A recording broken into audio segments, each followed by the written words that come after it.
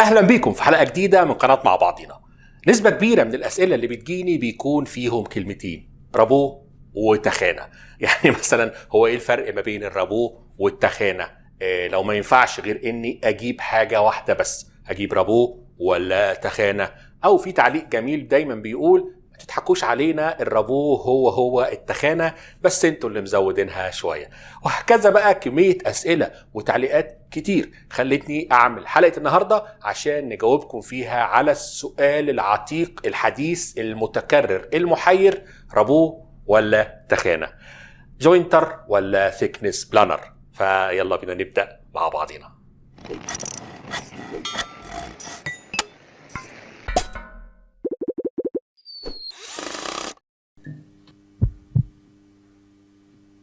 السلام عليكم ورحمة الله وبركاته. أنا مش عايز ولا بحب أطول عليكم، فخلينا نخش في الموضوع على طول.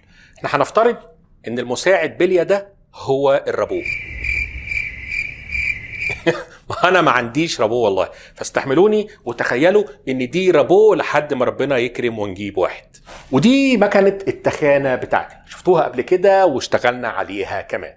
الرابو فيه أسلحة بتشطف وتنظف الخشب، بس أسلحته من تحت. بكرة هنا كده فيها أسلحة، يعني على السطح ده كأنه فارة مقلوبة على ظهرها بالظبط، جزء واطي وجزء عالي وبينهم بكرة الشطف، نفس الفكرة. التخانة بقى برضو فيها أسلحة شطف وتنظيف، بس أسلحتها من فوق في البكرة العلوية، وتحت في السطح المستوي تماما ده بالشكل اللي انتوا شايفينه قدامكم. فببساطة منقطعة النظير، لو أنا عندي خشبة مش مستوية من جنبين أو من الأربع أجناب بتوعها، باجي الأول على الرابو أنظف جنب واحد وأسويه. يعني مثلا هنفترض إن أنا هساوي الجنب اللي من تحت ده مثلا وبعدين بروح بقى على التخانة أساوي الجنب المقابل ليه اللي هو من فوق. خلاص كده الفيديو يعتبر خلاص. امال حضرتك فاكر ايه يعني؟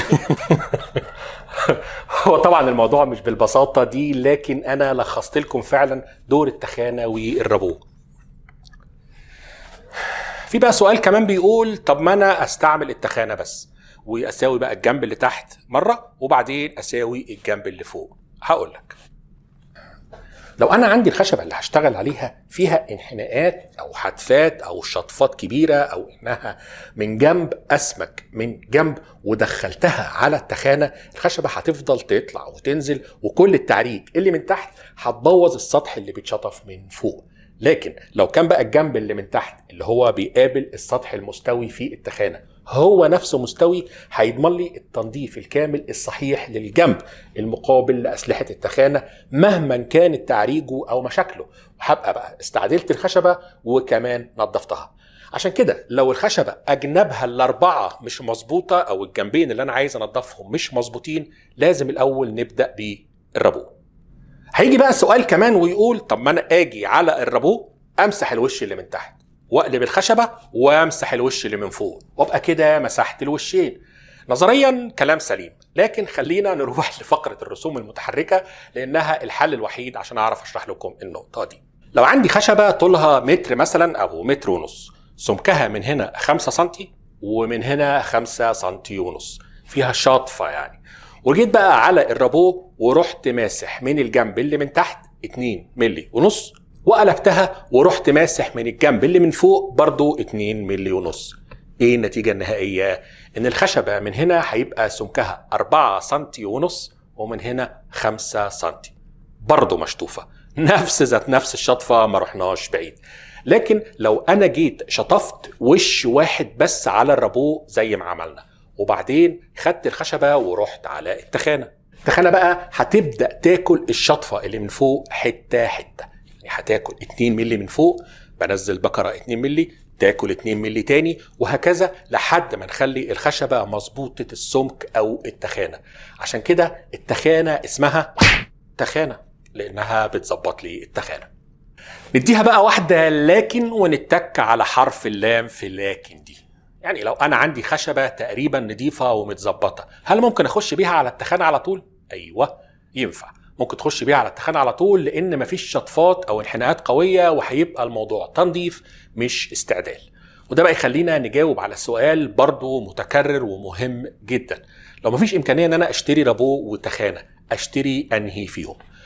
الحقيقه ان الاجابه هنا بتعتمد على شطارتك مش بس على محفظتك. يعني في رايي المتواضع ان انت تقدر تخلي التخانه تقلب رابو، لكن الرابو ما تقدرش يخليه يبقى تخانه، وهقول لك ازاي. لو عندنا خشبه زي ما انتم شايفين كده مش مستويه وفيها شطفه وانحناء في النص وكانها لسه نازله من على الشجره حالا، وانا ما عنديش رابو زي ما انتم عارفين، الحل ان بجيب خشبه مستويه بالشكل ده كده، هنسميها الحامل. هنفرش اي مفرش من بتوع ارضيات الحمامات مثلا اللي هو مانع الانزلاق، وبحط بقى الخشبه اللي انا عايز انضفها فوق المفرش فوق الحامل، وابدا بقى اوزن الخشبه دي بالاسفين او اي قطع خشب صغيره. ما تقلقش مش هتتحرك ان شاء الله. بعد كده بدخلها في التخانه وابدا بقى اكل منها ملي بملي وعلى كذا مره لحد ما انضف الوش اللي فوق تماما.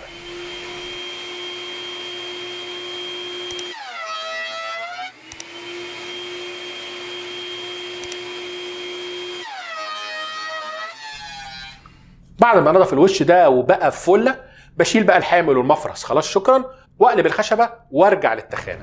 بدخل بقى الخشبه في التخانه بالطريقه العاديه عشان ينضف لي الوش التاني. بالشكل ده هتبقى حصلت على حته خشب متظبطه ومتنضفه، وابقى كده استعملت التخانه كرابو.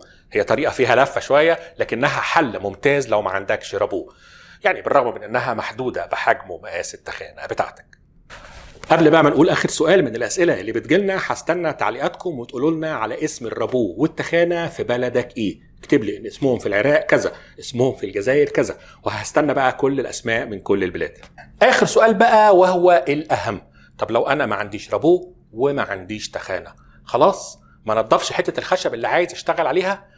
طبعا اللي هيسال السؤال ده هو الباشا اللي اول مره يشوف لنا فيديو او اللي مش متابعنا كويس، لكن المتابعين المخضرمين عارفين اننا جاوبنا على السؤال ده في فيديو الاسبوع اللي فات.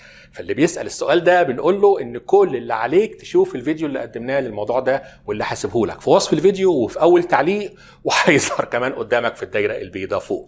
والكل بقى اللي بيشوفنا دلوقتي ما تنساش تقول لليوتيوب ان الفيديو ده عجبك ويستاهل الدعم، فلازم اللايك والتعليق، ولو واحد شير يبقى ممتاز وهايل. تعرفين احنا مش بنطلب منكم الاشتراك في القناه الا لو الفيديو عجبكم، كالعاده مش هوصيكم على اللايك والشير، وان شاء الله نتقابل على خير. السلام عليكم. بسم الله الرحمن الرحيم، ولا حول ولا قوة إلا بالله، وبه نستعين. نبدأ حلقة الفيديو الرابو والتخانة. هو إيه الفرق ما بين الرابو والتخانة؟ لو ما عنديش تاني لو كان الجنب بقى اللي من تحت هو نفسه مستوي، مش عارف هيضمن لي بقى ايه ان التنظيف الكامل للسطح الفوقاني. انا مش عارف هتلاقي نفسك حصلت على خشبه متظبطه كده هتحصل على خشبه متظبطه وزي الفل. هتحصل على خشبه متظبطه زي ما انتم شايفين حصلنا على خشبه متظبطه بالرغم من انها طريقه محدوده بحجم ومقاس الرابو التخانه بتاعتك.